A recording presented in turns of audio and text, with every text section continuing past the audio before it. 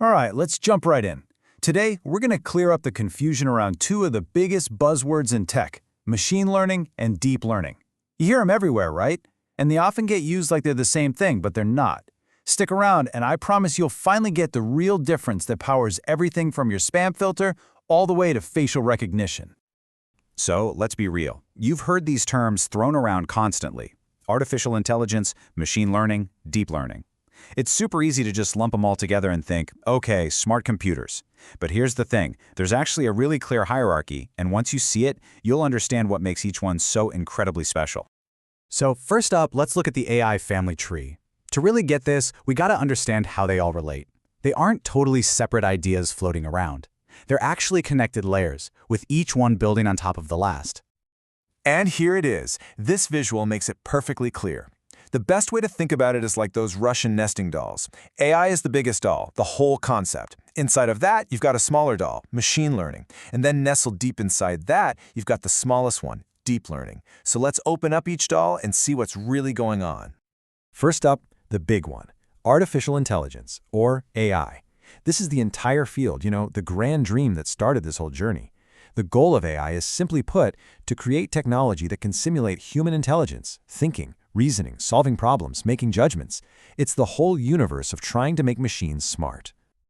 Okay, so if AI is the big goal, how in the world do we actually get there? Well, one of the most successful ways is machine learning.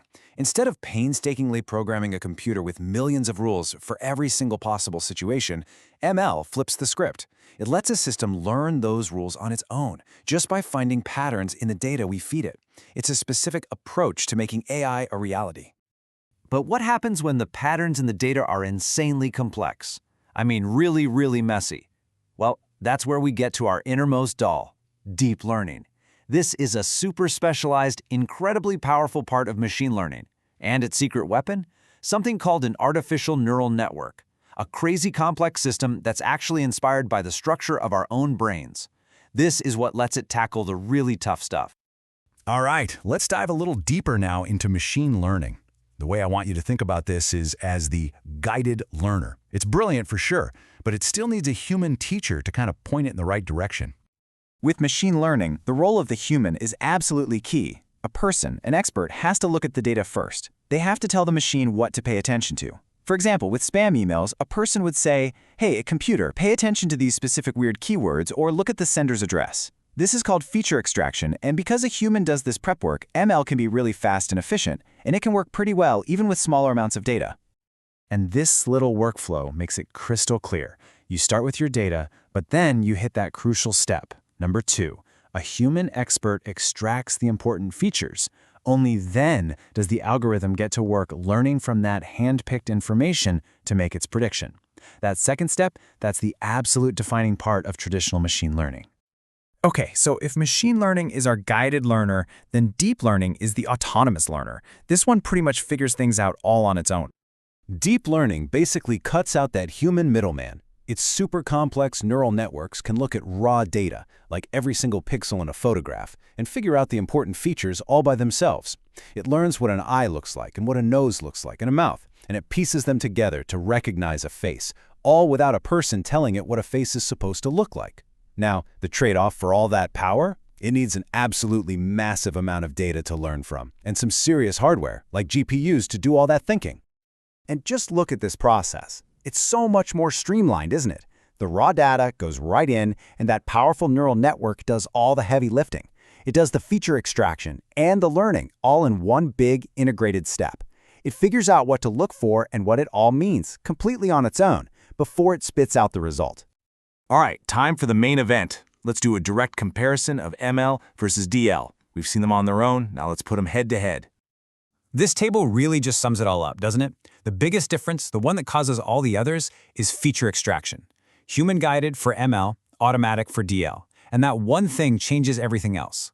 ML is fine with less data and can run on a standard computer, which makes it perfect for things like prediction or simple classification.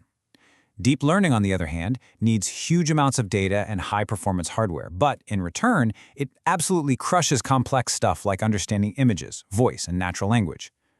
It all comes back to that analogy, the guided learner versus the autonomous learner. So, After all of that, what's the one single thing you absolutely need to remember to keep this all straight? This is it. This is the golden rule.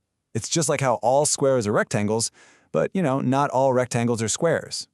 Deep learning is just a specific, really advanced type of machine learning. If you can remember that hierarchy, that relationship, you'll honestly never get them mixed up again. At the end of the day, this all comes back to our main analogy. It's not about which one is better. It's about using the right tool for the job. If your data is pretty clear and you know what you're looking for, the efficient, guided learner, machine learning, is going to be your best friend.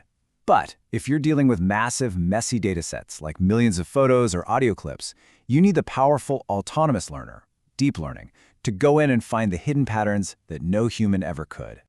So really, it all boils down to this trade-off. Do you leverage human expertise or do you leverage raw computational power?